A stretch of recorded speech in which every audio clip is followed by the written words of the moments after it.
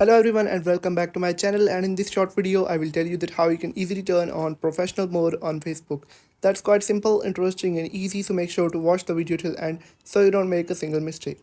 So guys, first of all open up the Facebook app on your phone and then tap on your profile on the bottom right corner and then tap on your profile again on the top, and once you're on this page you'll have to tap on three dots next to edit profile, and on the bottom, just above create another profile, you'll be able to find an option of turn on professional mode. You'll have to tap on it and then tap on turn on. And after that,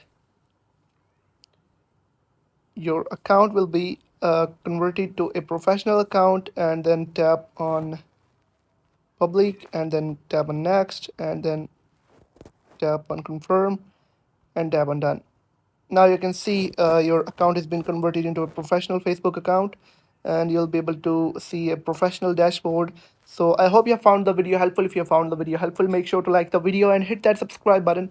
And if you have any questions about the video, let me know in the comment section. Thank you.